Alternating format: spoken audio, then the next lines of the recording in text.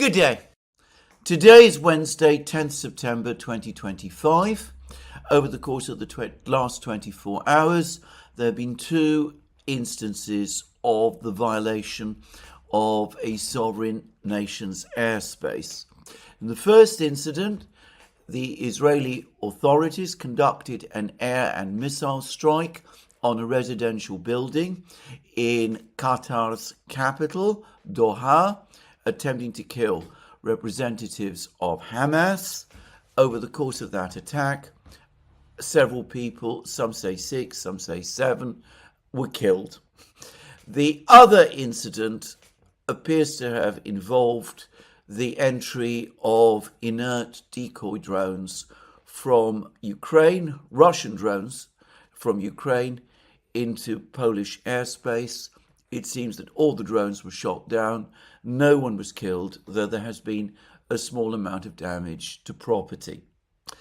It is not difficult to guess which of these two incidents is attracting the greater media attention in the West today.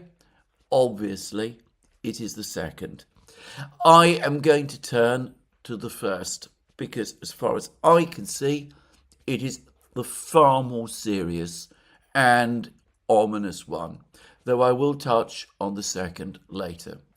Let's discuss this Israeli attack on Doha, on the residential building there, and on the Hamas representatives there. Now, before I do so, however, I do want to repeat a point which I've been making in various programs, which is that starting from about April 2024, it has been obvious to me that the Israeli authorities, Prime Minister Netanyahu and his officials, political and military, have been set on a course of ever greater escalation. It all began with an attack on a building connected to the Iranian embassy in Damascus. What then subsequently followed was the assassination in Tehran of a representative, the political leader of Hamas. Then there was, as I remember, an extremely belligerent speech by Prime Minister Netanyahu in Congress in the summer of last year, in which Prime Minister Netanyahu appeared to me to be clearly signalling his intention to seek a military victory against Israel's various enemies, including and most especially Iran. Then there were other incidents. There was the pager attack against Hezbollah.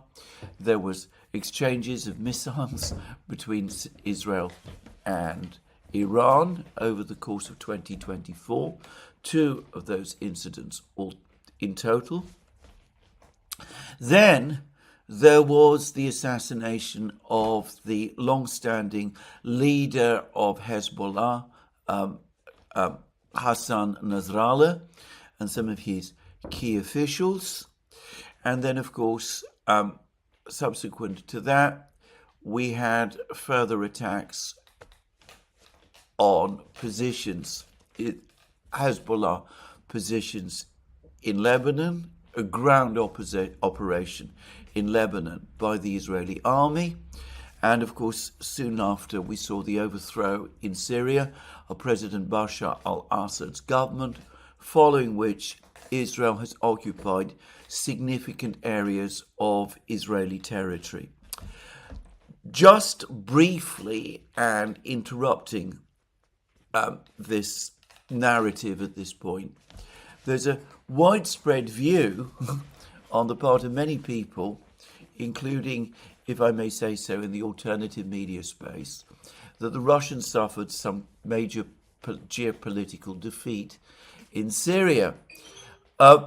It is increasingly looking otherwise, just to say. Not only have they managed to retain all their bases in Syria, but they appear to have established reasonably good relations with the new Syrian government, And I was reading reports in TASS this morning that the president, the new interim president of Syria, President al-Shara, al-Jalani as he used to be called, is apparently traveling to Moscow and is going to be there on the 15th of October and is going to be meeting Putin himself. And apparently the new Syrian authorities are now saying that not only can the Russians keep all their bases in Syria, but that they want the Russians to help them to re-establish, to rebuild Syria's oil industry. I am not going to comment here about the rightness and wrongness of this. That is a topic for another day, but certainly Israel and Turkey were arguably winners in the fall of President Assad. Iran unquestionably was a loser, but Russia, for the moment at least, seems to be keeping all its positions. Somewhat, I must say, to my own surprise. But anyway, let's put all that aside. As I said, this is a controversial and rather sordid topic. Let's focus on what the Israelis have been doing. So anyway, there were those attacks, those assassinations, those belligerent speeches by Prime Minister Netanyahu last year. Then in the autumn of 2024, after the presidential election in the United States, there were reports that the Israelis were pressuring the Americans to authorize an attack on Iran itself. And eventually in June, the attack came. And the attack, as we predicted on the Duran, took the form of another attempt to decapitate the leadership, this time not of Hamas or of Hezbollah, but of Iran itself. Now, before I continue, let's just recap how those, at least two of those previous assassinations, the assassination of Nasrallah and the attacks on Iran and the assassinations of several Iranian military officials and scientists, how those assassinations, those decapitation strikes were carried out. In both cases, and this I should say I did not know at the time of the killing of Nasrallah and of the other Hezbollah officials. In both cases, proposals were circulated to the adversary party, Hezbollah, in the case of the assassination of Nasrallah, and Iran in the case of the 12-day war that took place in June. Proposals were put to them to try to seek compromises in terms of the issues under contention. In the case of Hezbollah, apparently this led to a meeting between Hezbollah by Nasrallah and other Hezbollah high officials. The Israelis were monitoring the meeting at which these proposals, which I assume originated with the United States, were being discussed. In other words, Nasrallah and his officials were lured into some kind of a conference or meeting to discuss these proposals, and the Israelis took advantage of that fact and carried out the air and missile strikes which killed Nasrallah and the other officials. And exactly the same pattern followed with the attack on Iran in June. There were negotiations between the United States and Iran over Iran's nuclear enrichment program. There was supposed to be a meeting. From memory, I seem to remember that it was intended to take place in Oman.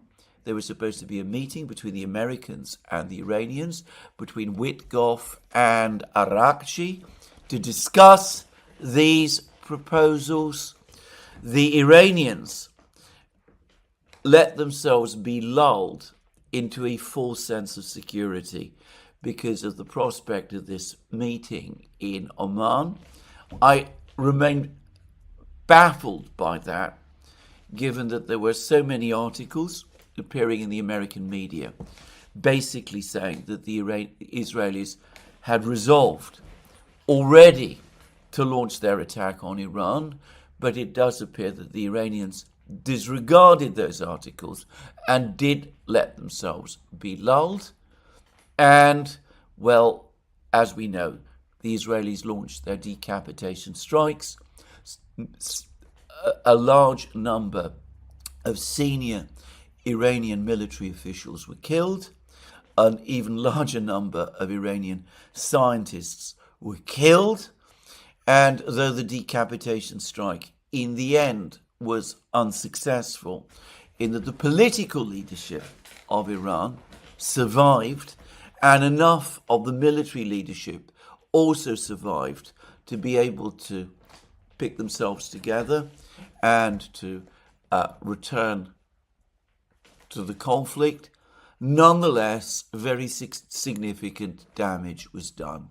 The latest attack in Qatar on the Hamas leadership there, the political leadership of Hamas there, seems to have followed the identical pattern. There were negotiations underway. The Americans were putting forward various ceasefire proposals. Again, Witkoff was instrumental in conducting the negotiations on behalf of the United States and putting forward the proposal. The President of the United States, Donald Trump, on the 7th of September, published on Truth Social comments about the importance and necessity of Hamas accepting the proposals that Witkoff was making, and how Hamas only had a limited amount of time to agree to those proposals and would face the president's wrath if they turned them down.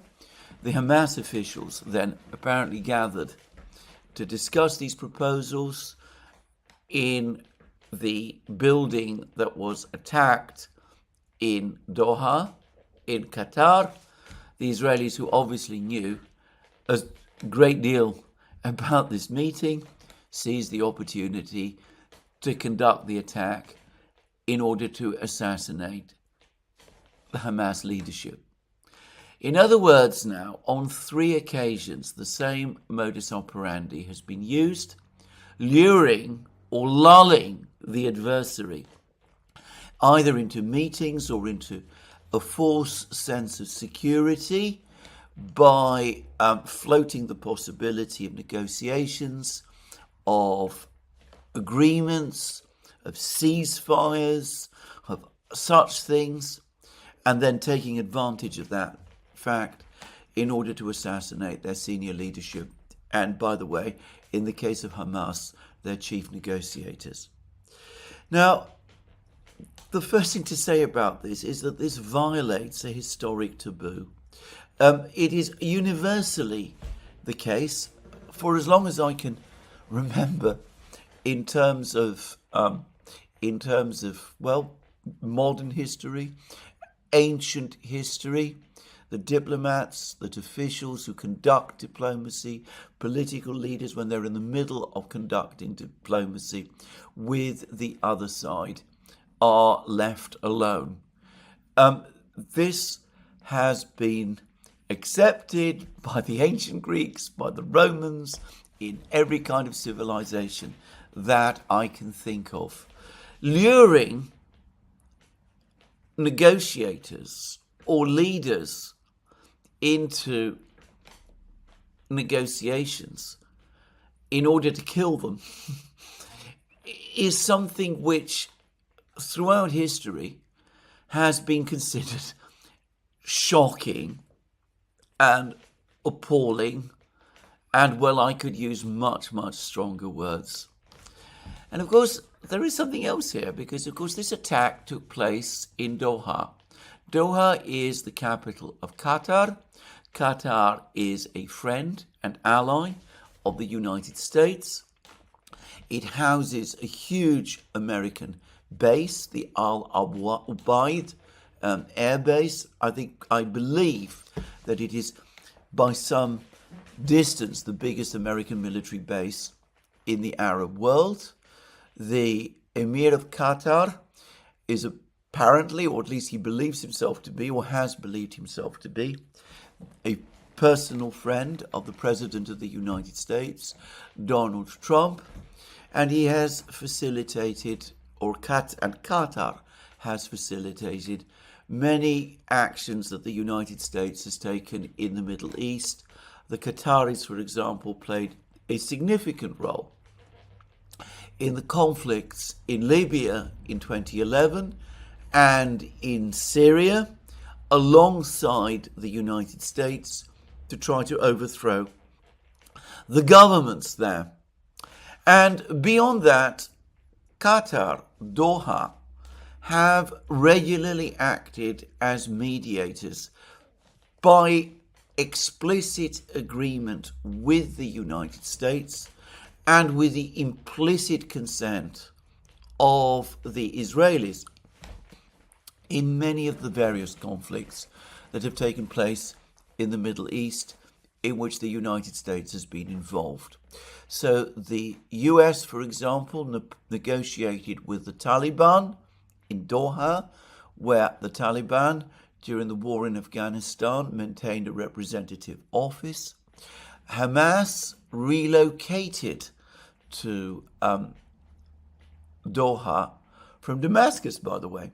In 2012, President Assad threw them out of Syria because he felt that they were supporting his domestic opponents, a fact which many people don't know, and they relocated to Syria, to Doha, and again the Americans and the Israelis were content with that, and that is why there have been all those negotiations that have taken place in Doha, in Qatar. And Qatar has regularly used its good offices as a mediator in order to facilitate negotiations and diplomacy in the Middle East, and has always been accepted in that way. And of course, Qatar is an independent, sovereign country. It has its own rights to safeguard its airspace, not to have its sovereignty infringed, and by universal acceptance of the rules of war, an armed attack on one country is an act of war against that country, and that is what we have just seen take place in Doha, in Qatar.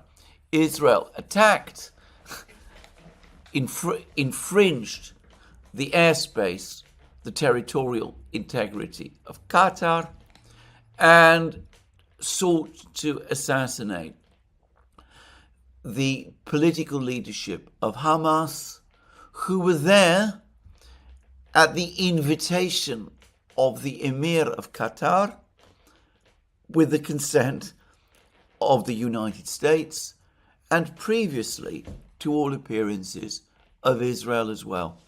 Now, it's again very difficult to just list, to itemize all of the red lines in terms of international law and accepted practice that have been violated here.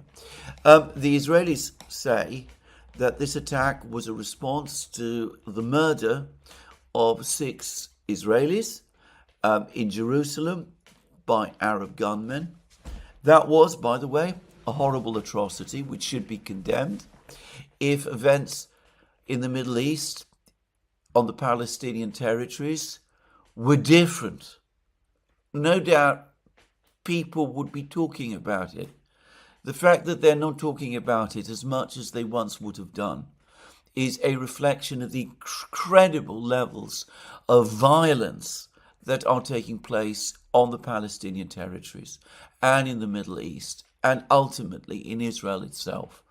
And again, I would repeat once more that if Israel had taken a different course back in October 2023 after the Hamas attack on Israel, if it had sought diplomatic solutions instead of military ones, if it had sought assistance in the UN Security Council against Hamas, well, not only would it probably have got the hostages released in Gaza, and quite possibly Hamas itself proscribed, but if incidents like the one that has just taken place in Jerusalem had happened, world attention would have been fixed on it and it would have been condemned, and the Israelis would have been in a much stronger political position than the one they are now in.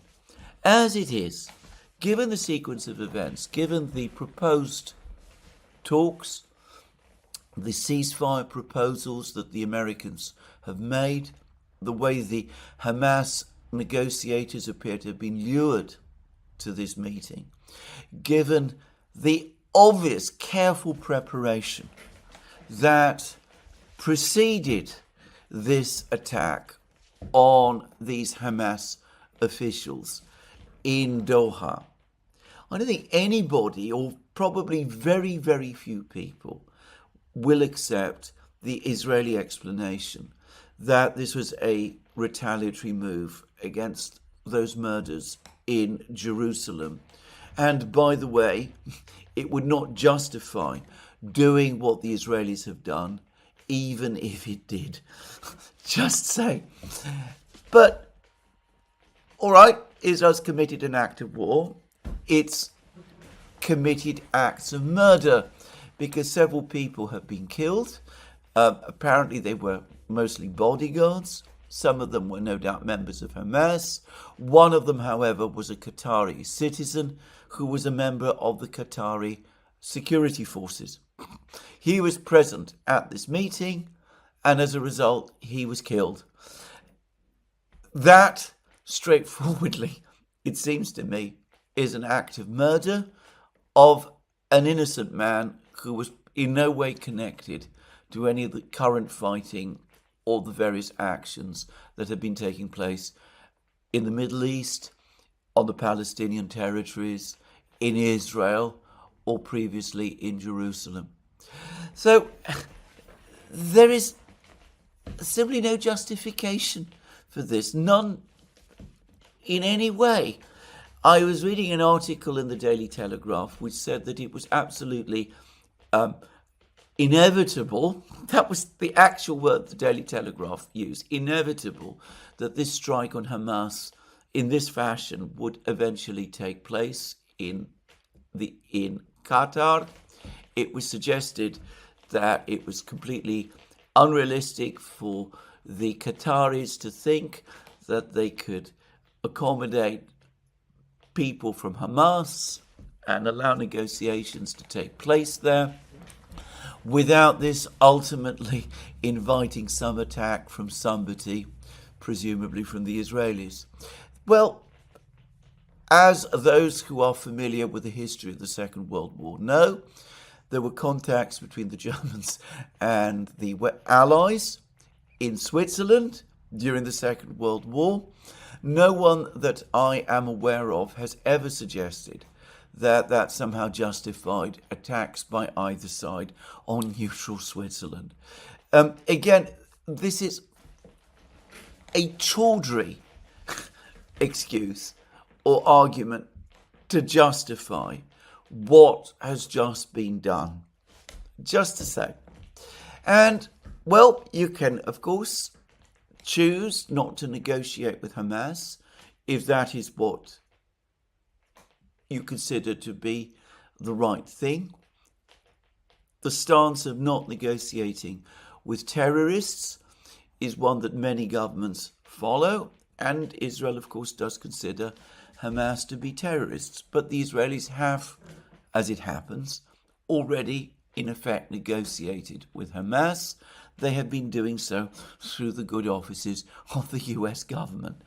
And lastly, just to say, if the Israelis had really objected to the presence of the Hamas officials in Qatar, well, there would have been a way probably to get rid of them, to drive them away from Qatar.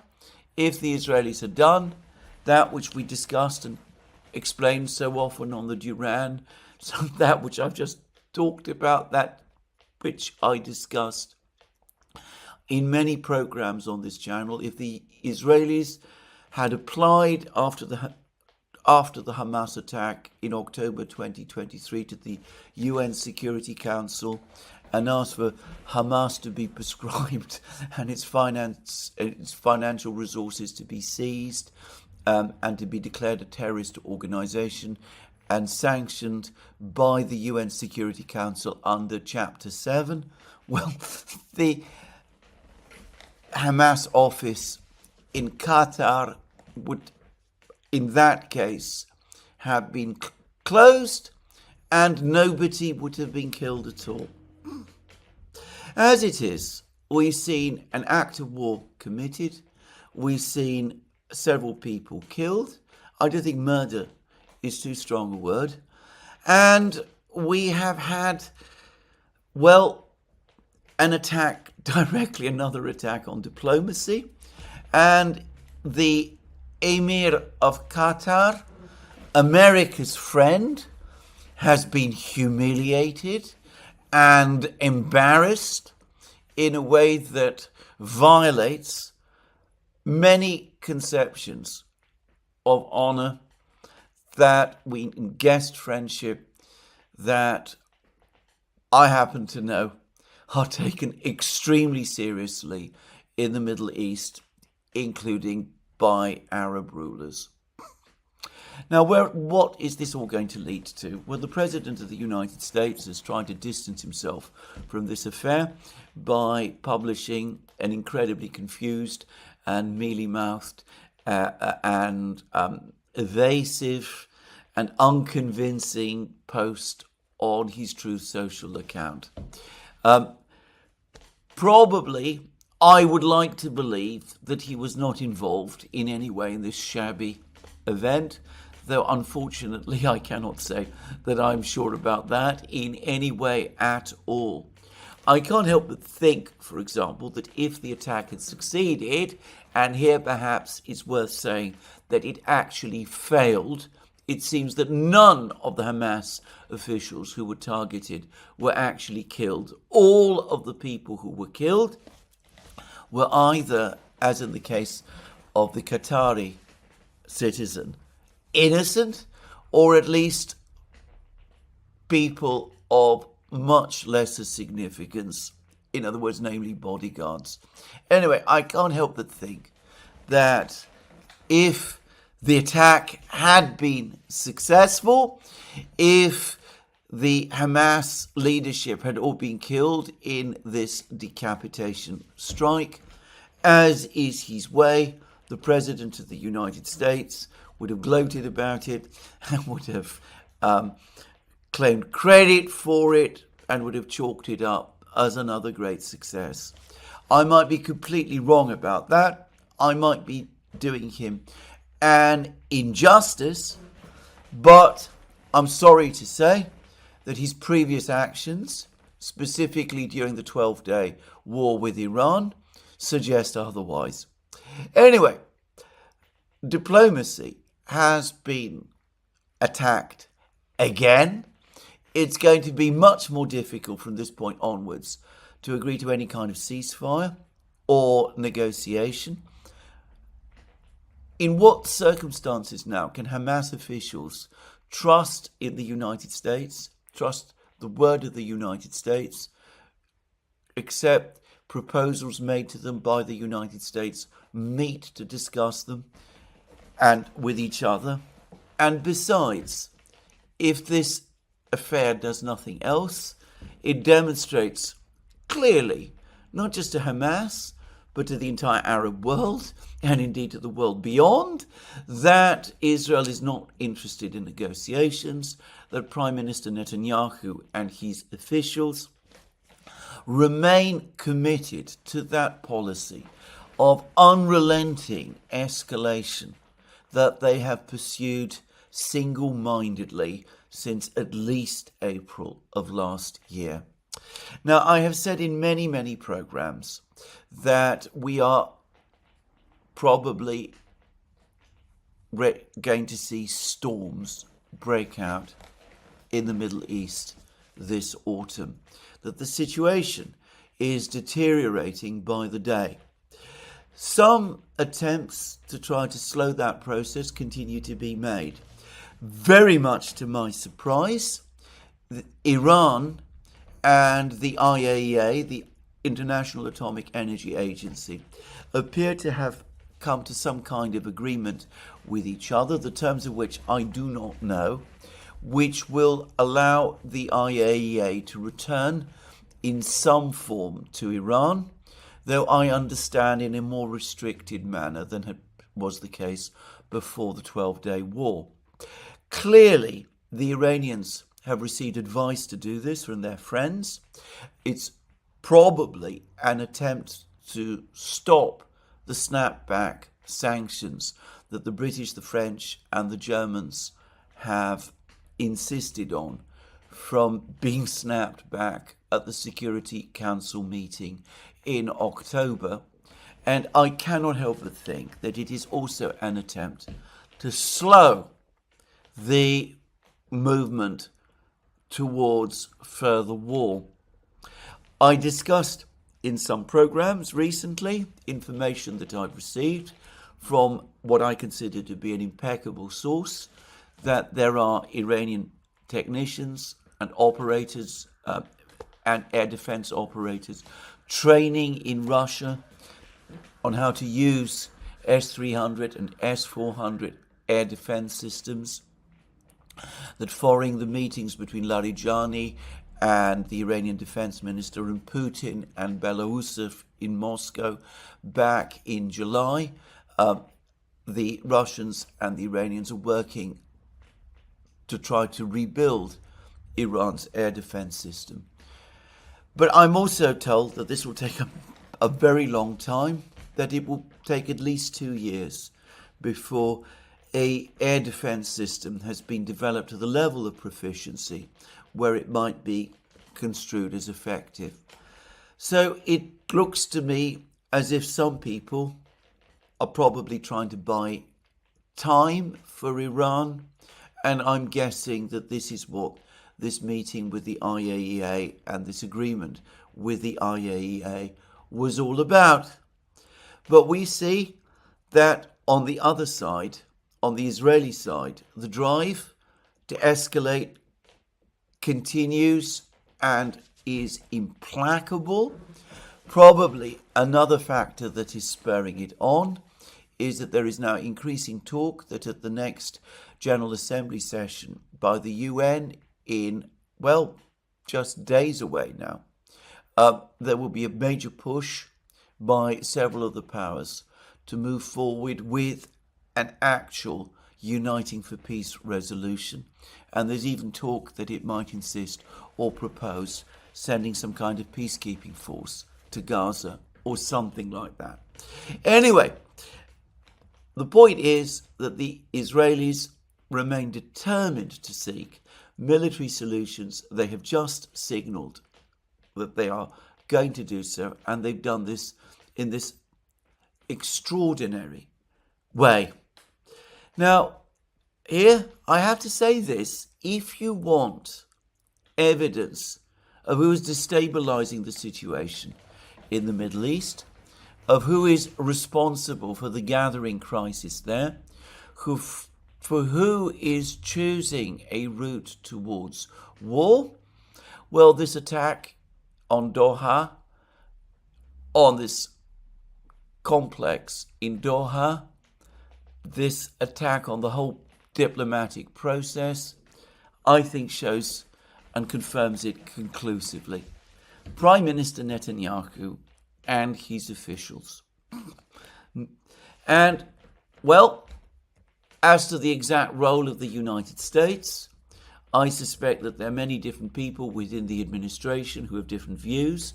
I read a report in the American media that some US officials were absolutely furious when they heard about what was happening, about the attack on Qatar, that they at least understand the damage that all of this is doing.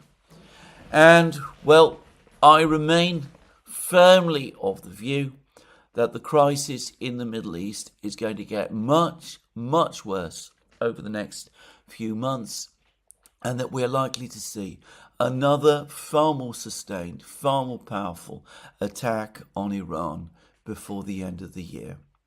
In the meantime, as I said, all kinds of legal, well-accepted legal and moral red lines have been crossed. All kinds of taboos have been broken. The seeking to murder, by the way, the leader of the opposing side, even in conditions of armed conflict, has generally been a taboo in international relations, but one that Israeli officials, backed by the United States, appear intent on casting aside, just saying. And, well, as all this continues, as the situation deteriorates in the way that I say, as the horrors in Gaza continue and get worse and worse, the European leaders, the Western leaders, stand complicit by their own inaction, and, as I discussed at the start of the programme, seem far more interested and concerned and intent in the fact that a number of decoy drones crossed into Poland and did no significant damage there and killed no one than they are about these very, very frightening developments in the Middle East. So let's now talk about the episode with the drones. The first thing to say is that I have no doubt at all that these were indeed Russian drones. I've seen the wreckage, the footage of the wreckage, and they're easy to identify. They are what are called Gerbera drones, which the Russians manufacture. I know that there's been some stories and claims that this has somehow all been cooked up by the Ukrainians and the Poles, but I don't myself take that very seriously. These do look like definitely Russian drones, and apparently we're talking about a fair number of them. There's various different accounts of the exact number. Initially people said 6, others 7, then it went up to 19. Zelensky, of course, says it's 21, but there was a significant incursion of drones into Poland, and the drones are Russian. Now, I understand that there have been previous incursions by Russian drones into Poland and Romania and other places. So this in itself is not new. It's been suggested that the number of drones involved that have crossed into Poland is much bigger than on previous occasions, and then that is also probably true, but the explanation for that is not difficult to find, and I'm going to offer what I think is my own explanation to this whole incident. The first thing to say is that over the course of the last 24 hours, the Russians conducted one of their biggest another one of their big, massive drone and missile, combined drone and missile strikes on Ukraine. The numbers of drones, again, that the Russians launched appear to have been in the multiple hundreds. Missiles were also used. The targets this time were in western Ukraine. Some of them appear to have been located in and around the West Ukrainian city of Lvov, which is not that far from the the Polish border, just say.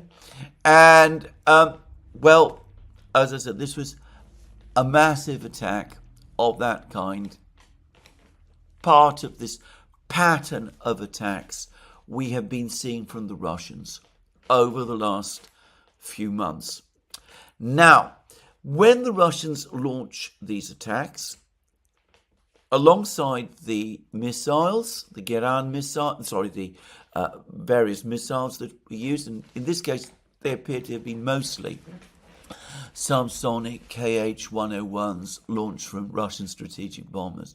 But alongside the missiles, the cruise missiles in this case, the Russians also launch decoys, which are intended to fool Ukrainian defenses. Decoys in the form of cruise missiles. In particular, they've used old Soviet-era cruise missiles with inert warheads, which bear some resemblance to the Kh-101s. And in terms of their drones, the Geran drones, they use these Gerbera drones, which are cheap, easy to fabricate and mass-produced drones with inert warheads and basic guidance systems, but which do bear a superficial resemblance to the Geran drones. And for the record, it has long been my belief, when reading these Ukrainian claims to have shot down hundreds of drones and hundreds of missiles over the course of Russian strikes, well, not hundreds of missiles, but tens of missiles over the course of Russian strikes. What the Ukrainians are mostly hitting, are not the drones, the Geran drones with the warheads and the actual proper real missiles. They're probably mostly hitting the decoys. And that's why the decoys are there. Now, I think this is exactly what happened over the course of this strike. The Russians launched their strike with their cruise missiles, the Kh-101s, and the Geran 2s, and no doubt the Geran 3s as well. But there would have been decoys as well, including the Gerbera decoys for the Geran 2s. And, well, the point about the decoys is that they're not particularly important. They're rather cheap to manufacture. The Russians don't care about them after they've launched them. And these were attacks that took place close to the Polish border. So it is perhaps unsurprising that some of these decoy drones continued on flight. The Ukrainians didn't shoot them down and they crossed the border into Poland. Some of them crossed the border directly, others apparently reached Poland via Belarus, and apparently the Belarusians actually informed the Poles of the fact that these drones had crossed the border in this way. And I suspect this has happened before, but given the scale of this latest attack, that probably explains why there were more decoy drones involved in this case than on other occasions. And, well, why then has this incident been hyped up in the way that it was? Well, there is, I think, a very simple explanation, which is that this is large numbers of drones from Russian drones crossing into Poland. The Poles, obviously, at this particular time, want to keep Donald Trump's attention fixed on the conflict in Ukraine. There's been more talk of trying to crank up sanctions against Russia. Lots of talk of this kind coming from Europe at this specific point. And the Poles, Prime Minister Tusk of Poland, very much at the forefront of all of this rhetoric. So even though, as I said, these were inert decoy drones which did limited damage, there's pictures, photographs that have appeared of one house that seems to have suffered some damage to its roof.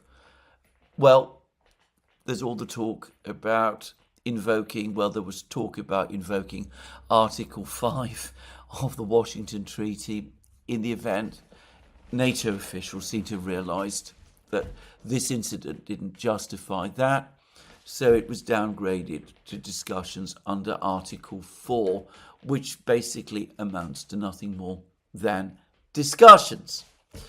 Now, there is perhaps another reason why the Poles have made as much of the incident as they have done. I've said that these were inert decoy drones. They're not Geran drones. They're not the really powerful drones with the heavy warheads, precision guided, and all of that the Russians are now producing in their hundreds and which they're using in quantity.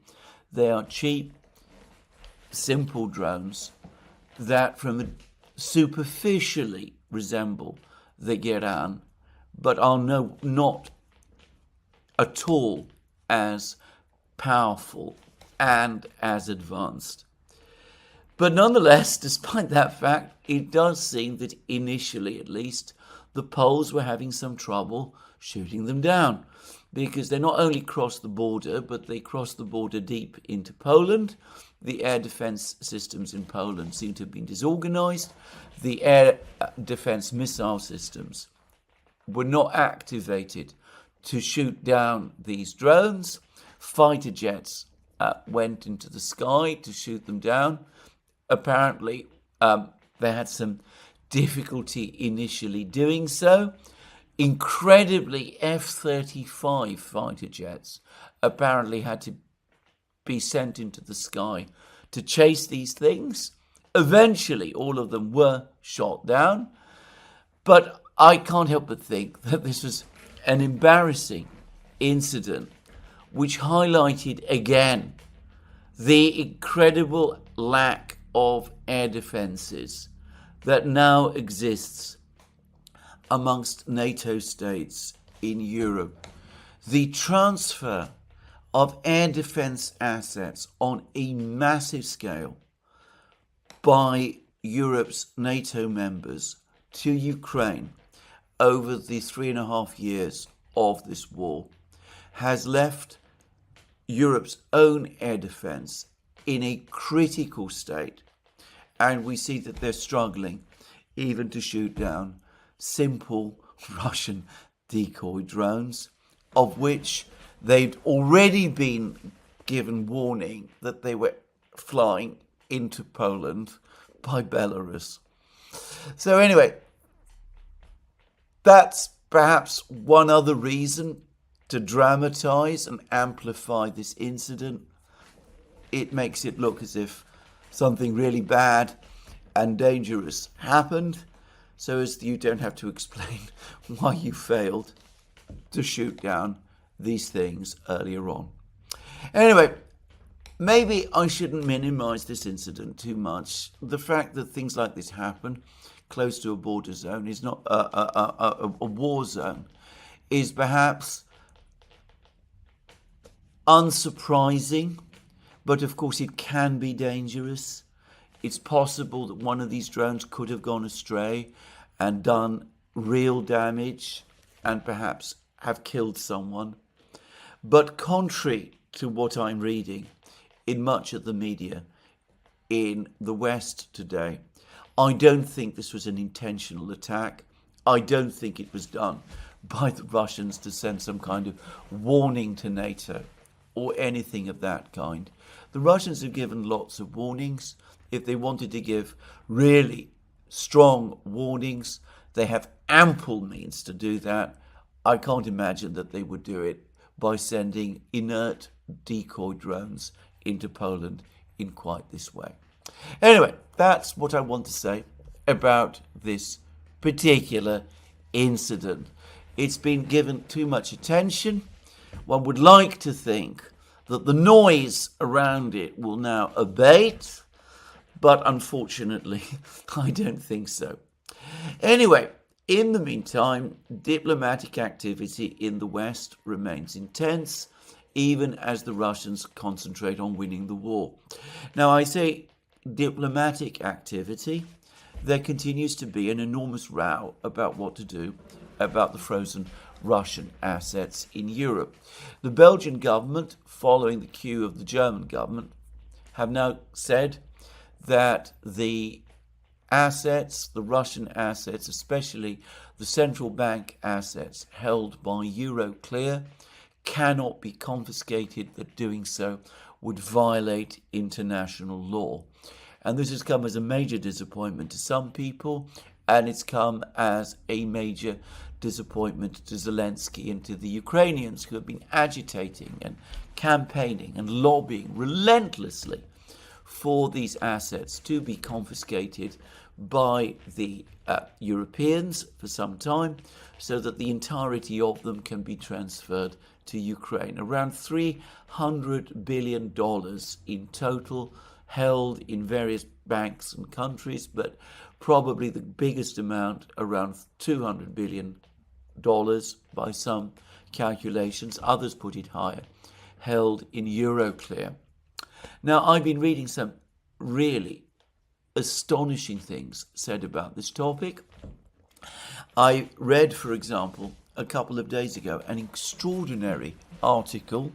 I found it extraordinary, by Martin Sandbu in the Financial Times, in which he came up with an incredibly complicated mechanism involving good banks and bad banks. I'm going to say straightforwardly, I completely lost the thread of what he was proposing. Anyway, he came up with some incredibly complicated mechanism that would supposedly make it possible for the European powers, contrary to the strong warnings they are getting from Euroclear itself, to confiscate these assets. Now, I gather that there are lots of plans, proposals, ideas of this kind floating around. And of course, by the way, inevitably, there have been some lawyers, some international lawyers. You can always find a lawyer to give you the legal argument, the legal justification that you want to do something. Anyway, some lawyers have come up with suggestions and reasons and grounds why it would be legal to confiscate these assets also. Well, as to the last point, yes, you will always find some lawyers who will argue that, but the consensus, the legal consensus, is otherwise. And though it is likely that Western courts, European or American courts, would accept the guidance of those lawyers who are coming up with these arguments, it is very unlikely that courts in other jurisdictions, in the Far East, for example, would do so. And given that Euroclear operates on a very wide basis, this is an instance where legal opinions, even in Asian countries, especially in Asian countries, absolutely do need to be taken into account, something about which Euroclear has apparently warned. As for these elaborate ideas of creating good banks and bad banks and such things to confiscate this money, what I would say is this, and I've said this before, the people who come up with these ideas need to understand that if you have to come up with ideas as complicated as that to try to get your hands on some money, then you are in effect admitting that you are stealing it. Because if it was legal to take it, you would just take it.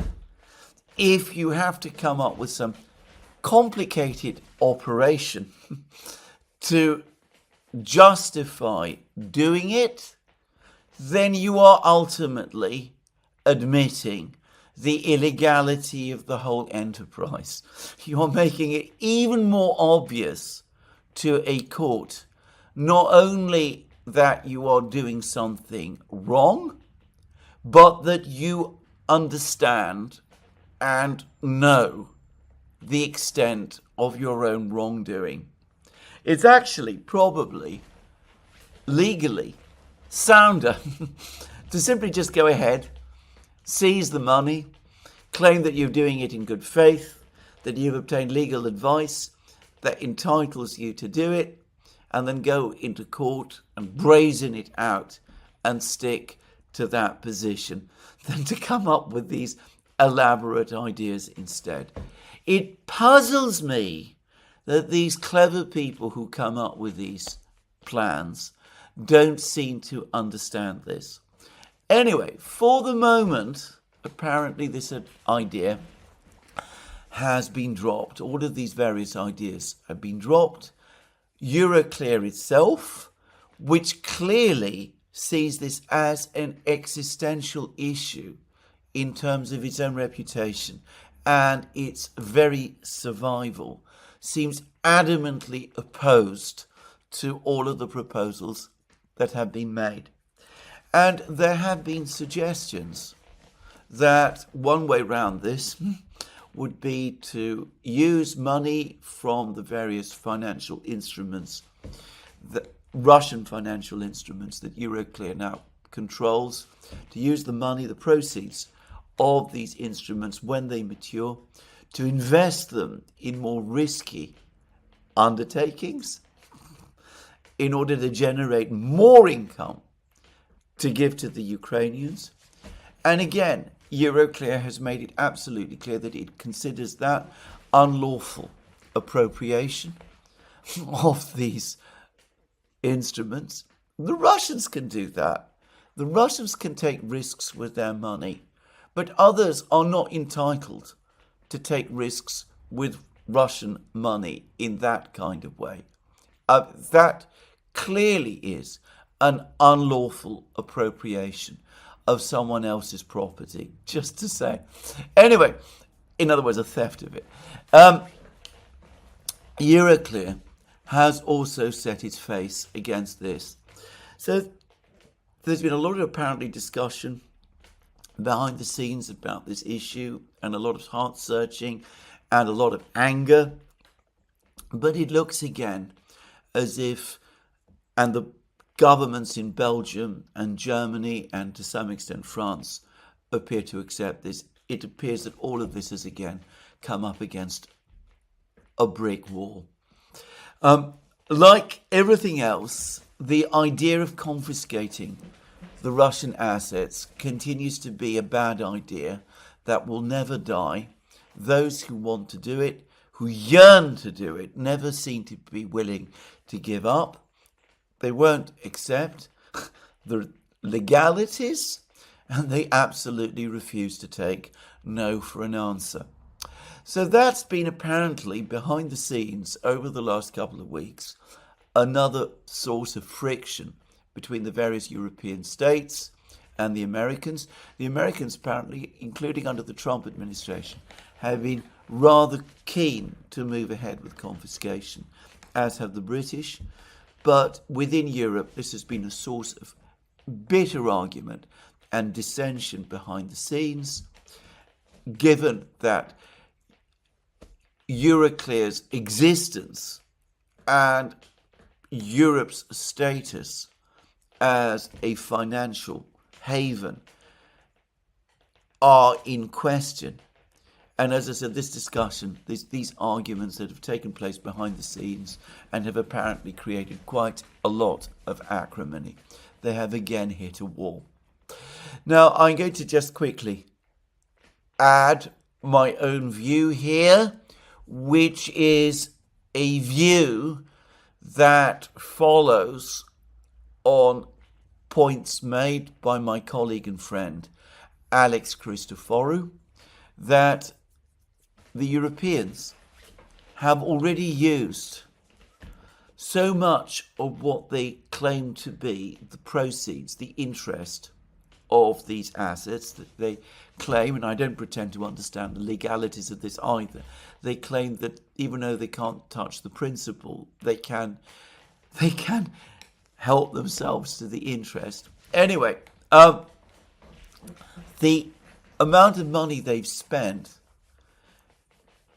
has to be more than the total amount of the interest generated. Either they are covertly dipping their fingers into the principal, the capital, without admitting to this, which is bad, or they are using the interest to borrow, and they are perhaps securing loans against the interest, perhaps doing so through double and triple securities. In other words, using the same money that's been generated as interest as security to buy more than one loan, which is clearly illegal, by the way. Anyway, either they've been doing the one or they've been doing the other, because the numbers simply don't make sense. And if this is indeed what has been going on, then I suspect it adds, in fact, I've no doubt that it adds even more tension to what is apparently an already acrimonious debate that is taking place behind the scenes. Anyway, that is one thing. But it is dwarfed by an entirely separate discussion, which is also underway, which is again the attempt to revive Lindsey Graham's idea of bone-crushing sanctions against the Russians in order to force them to the negotiating table. In other words, to get them to agree to a freeze of the conflict and to the deployment of Western forces in Western Ukraine, NATO forces, in effect, to Western Ukraine. And at the end of this last week and at the start of this week, I said that there were reports that there were going to be meetings between European and American officials to discuss these sanctions, the pressure that would be put on the Russians to basically capitulate on all of these Western demands.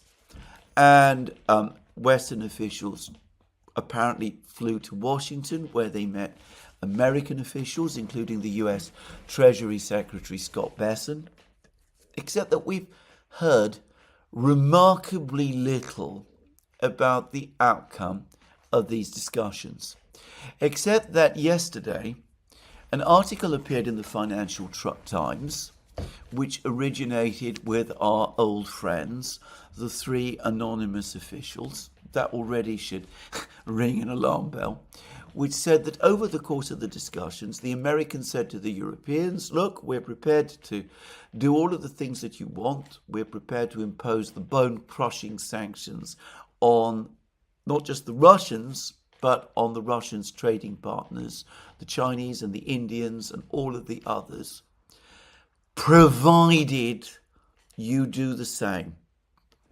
And supposedly, over the course of at least one of these meetings, Donald Trump himself either appeared or phoned in, I'm not clear which, and said to the Europeans, well, this is where you must now act. You must now impose 100% tariffs on India and China, and if you do that, then we will mirror you and do the same. But if you don't, then we won't. We can't be expected to impose those kind of tariffs unless you do. Well, is any of this true? As I said, we have again, these are all based on our old friends, the three anonymous officials. And it's very frustrating when you get articles like this, because it's very difficult to know who these people are and how well informed they really are, and what part of in the discussions they were actually playing and how much they actually know. I'm going to guess that it is probably true. I think that Donald Trump was very upset and very angry by the events that took place last week in China. He was infuriated. He was obviously annoyed by the pictures of Putin, Modi and Xi together. He published a sarcastic comment about it on Truth Social, saying that the United States had lost India and Russia to China, and that he wished them all the best. He also published another Truth Social post in which he spoke about how the Russians, the North Koreans and the Chinese were busy plotting against the United States. He was clearly discomforted and angry about the events that took place in China last week.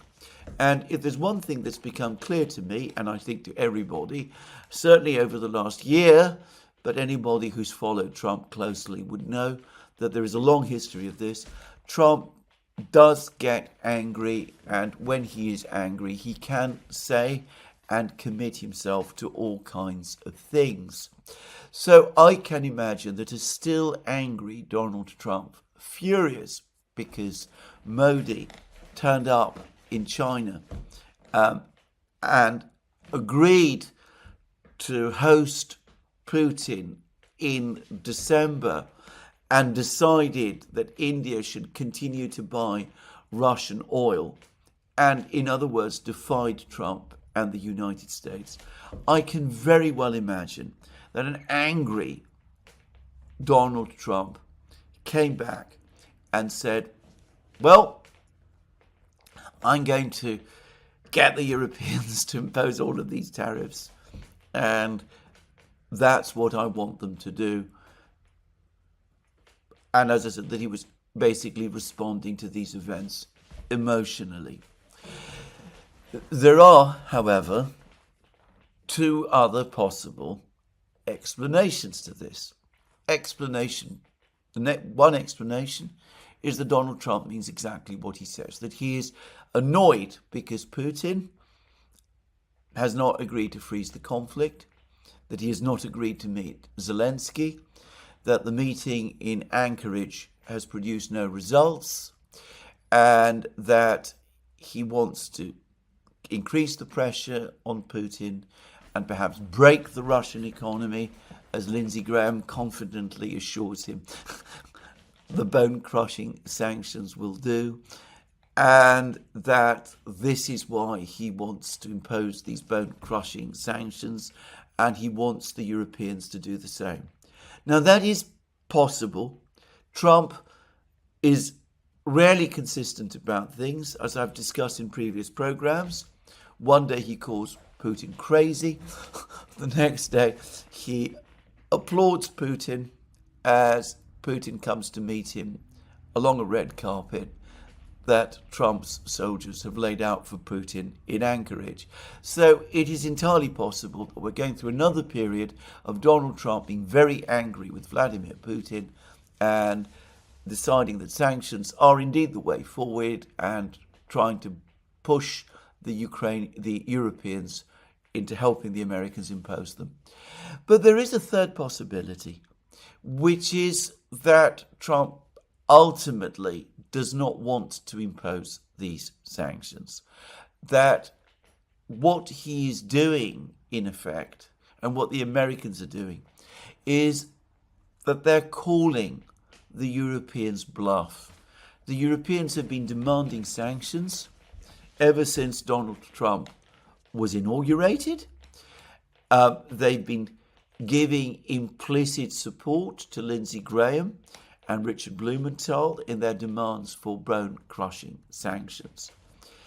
But, of course, the sanctions that the Europeans have been demanding ultimately are sanctions to be imposed by the United States. And what Trump is saying to them is, look, you want us, the Americans, to impose 100% sanctions on India.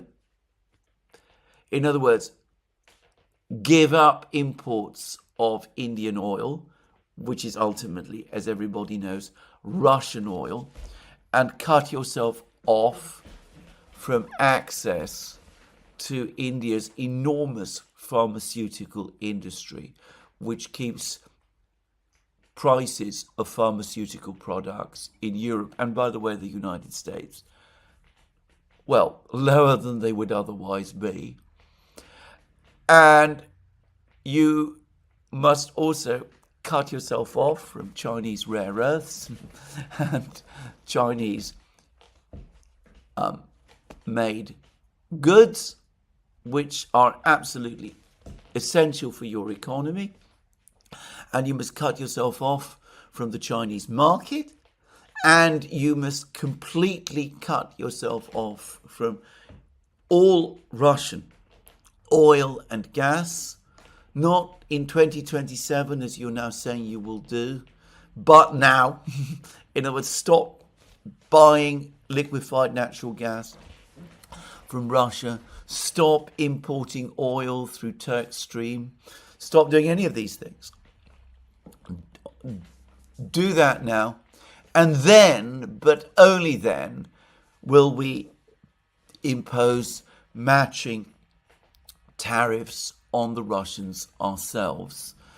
Because really, we can't seriously expect us to do these kind of tariffs, to impose these kind of sanctions on the Russians and their trading partners, if you, on the contrary, continue to import oil and gas from the Russians in the way that you're still doing, trade with the Indians in the way that you're still doing, and continue to trade with the Chinese in the way that you are still doing. And the calculation here may be that Trump doesn't really believe that the Europeans are prepared to do any of these things. And logically, he should be right. Because to be absolutely clear, if this ever were to happen, it would be devastating to the European economy. If it happened to the United States, if the United States denied itself rare earths from China and had to and cheaper pharmaceuticals from India and finished goods from China, it would be a major blow to the US economy. It would probably drive inflation up higher. It would intensify the recessionary pressures in the United States, about which there's much to say. And nonetheless, the United States could probably absorb the blow. But if the Europeans do this to themselves, well, at a time when they're already on the brink of a financial crisis and a political crisis as well. I discussed this yesterday in my program. Well, the effects on the European economies will be devastating. Now, when I say devastating, no question. Well, if that is Trump's calculation, that the Europeans will balk on doing any one of these things, then it would be a way for Trump to escape from the pressures that Lindsey Graham and Richard Blumenthal have been imposing on him through the bone-crushing sanctions. And that might explain the logic. And of course there are, as always with Trump, signs that it might indeed be this last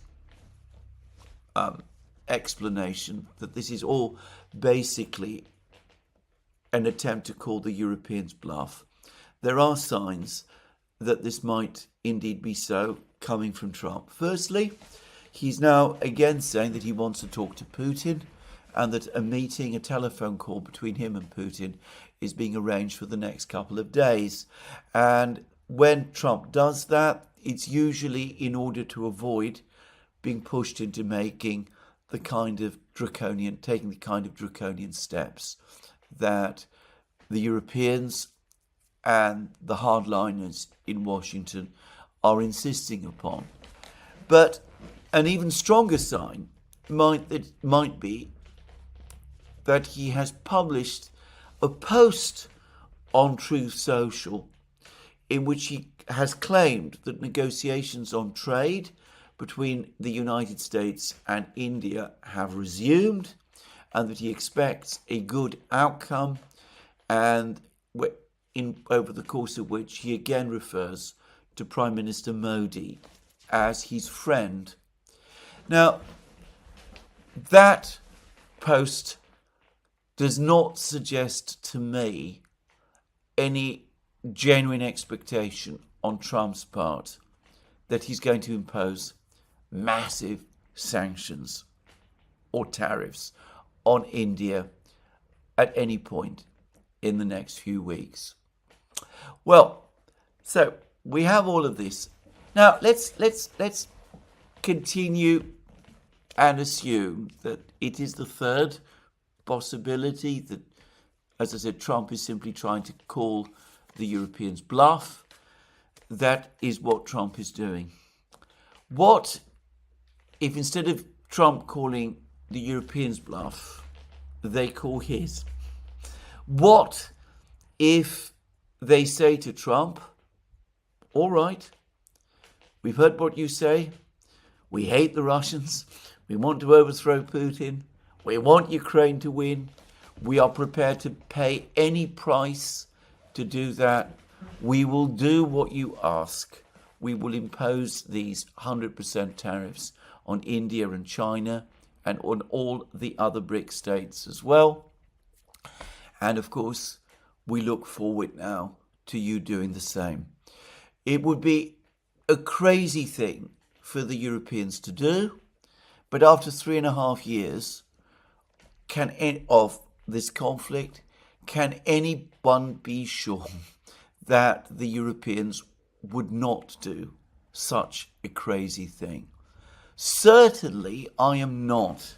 When I listen now to Kaja Kallas, or indeed Ursula von der Leyen and Friedrich Merz, I can't help but feel that there is absolutely nothing that these people will not do in order to fulfill their obsession, which is to try to achieve some kind of regime change in Moscow and a defeat of Russia in Ukraine. If burning the entire European economy is the price, I have to say that there are times when I feel these people would be perfectly happy to pay that price. So it's a dangerous game, and it is a dangerous game that Trump is playing with some of his own friends. Because if we speak, for example, of Hungary and of Viktor Orban, Hungary, under Orban's leadership, has stuck with supplies of Russian oil and gas. When Alex and I were in Hungary last year, it was pointed out to us that the Hungarians have no realistic choice. And the Hungarians have also, as part of their own reindustrialization program, invested very heavily in Chinese motor vehicles. They want to make Hungary a manufacturing hub for Chinese motor vehicles. If anything like what is being proposed is ever put into effect, 100% tariffs on China, both by the United States and Europe, plus a total stop on imports of Russian oil and gas, the Hungarian economy will go into a tailspin. I mean, it will be absolutely devastating for it. Orban perhaps will try to resist this in the European Council. But as we have repeatedly seen, in the final analysis, he's not able to insist on a veto. And in a situation where he has both Trump and the Europeans against him, he might again have to buckle, with catastrophic effects on Hungary and, politically speaking, on himself too. Well, we shall see.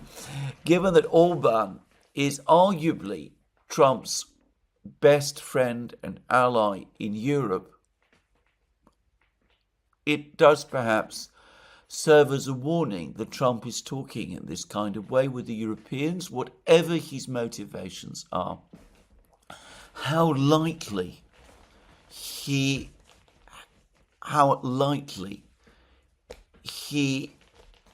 holds the interests of his friends. It seems that he's prepared to play with those interests without having much thought to the consequences for them. Well, anyway, the Russians watch and listen and wait on all of these things. But yesterday, further news from the military fronts, and all of them taken together, continue to speak of further Russian advances in Ukraine. It does seem that the reports about the Russians pushing north from Udachne and reaching the Pokrovsk mine are probably true. Video footage has now appeared, which appears to confirm heavy fighting in Siversk itself. The footage doesn't actually show infantry, but it does show heavy shelling and rocket and missile strikes on a district of northern Siversk, which is consistent with fighting taking place there, and with a storming operation by the Russian army of Siversk being underway. The Russians have made further ground in the Liman area, and there were reports yesterday, published by Redovka, but also on various Ukrainian channels, that the Ukrainians are withdrawing from more of Kupiansk, that they're pulling all their troops back from the east bank of the Oskol River. In other words, they're abandoning all of the territory that they control of Kupiansk on the east bank of the Oskol River, and that they're pulling back to the southern outskirts of Kupiansk. And Redovka said that they're doing that preparatory to a final withdrawal from the town. There's also been reports on TASS this morning that the Russians have closed the last escape route, basically, for the Ukrainians from Kupiansk, which suggests again that any retreat from Kupiansk has been left too late. It'll be extremely disorganized and chaotic. The Russians are saying that the Ukrainian forces on the east bank of the Oskol River in Kupiansk numbered around 3,000. That doesn't tell us what the total number of troops that the Ukrainians have in Kupiansk is. It must be higher than that. But as I've discussed in many programs, the Ukrainians don't have the resources to lose even a fraction of that number at this time in the war.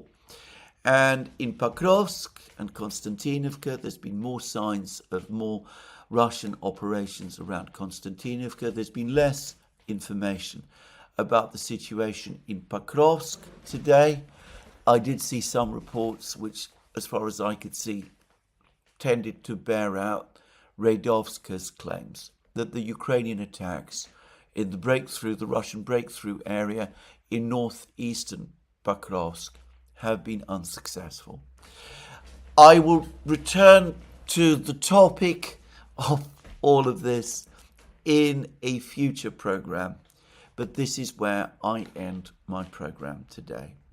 Let me remind you again, you can find all our programs on our various platforms, Locals, Rumble and X. You can support our work via Patreon and Subscribestar and by going to our shop, links under this video. Last but not least, if you've liked this video, please remember to tick the like button and to check your subscription to this channel. That's me for today. More from me soon. Have a very good day.